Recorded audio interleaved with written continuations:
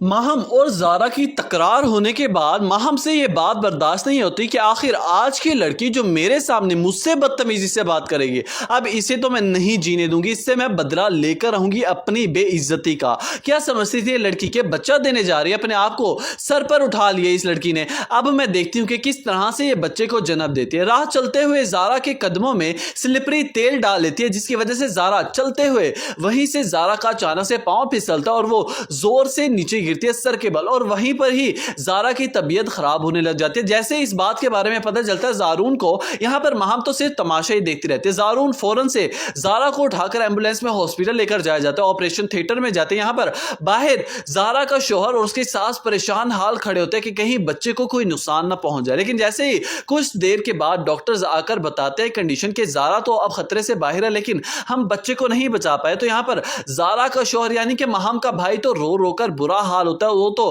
कहने लगता है कि बच्चा इस दुनिया में आने से पहले ही हमसे छिन गया, आखिर किसकी नजर थी, किसने ये सब कुछ किया। यहाँ पर ज़ारू जो एक साइड पे खड़ा होता है, जिसे इस बात का पछतावा होता है कि हमारी वजह से ज़ारा का आज इतना बड़ा नुकसान हो गया हमारे घर पर ही। यहाँ पर माहम अपने प्लान में कामयाबी हासिल करने के बाद काफी खुश होती है कि चलो एक काम तो मैंने निपटा ही लिया। अजरा के कमरे में जाती है, जाकर कहने लगते कि तुम्हें बहुत खुशी थी ना नानी बनने की, दादी तो तुम्हें बना दिया शफक ने, वो तो मैं हराना से, अब नानी मैं तुम्हें नहीं बनने दूंगी। सो व्यूअर्स वहीं अगले ही सीन्स में आप देखेंगे कि यहाँ पर माहम की वजह से शफक अच्छा खासा परेशान होते हैं, क्योंकि राशिद बार बार शफक यहाँ चक्कर काट रहा होता है, शफक को फंसाने की कोशिश करता है। लेकिन यहाँ पर शफक अब अपने आप को इतना मजबूत कर लेगी, अब माहम की किसी भी प्लानिंग या फिर चाल को इतनी आसानी से कामयाब नहीं होने देगी। माहम को अब मुंह के बल गिरा कर रहेगी शफक, क्योंकि शफक अब ठान चुके कि मैं माहम का राज सबके सामने फाश करके दिखाऊंगी। सो व्यूअर्स आपको क्या लगता है कि क्या शफक इस सब में कामयाबी हासिल करके दिखाएगी, क्या माहम को उसका नीचा दिखाकर रहेगी ना? अपनी कीमती राय से आगाह करना मत भूलिएगा नीचे कमेंट सेक्शन।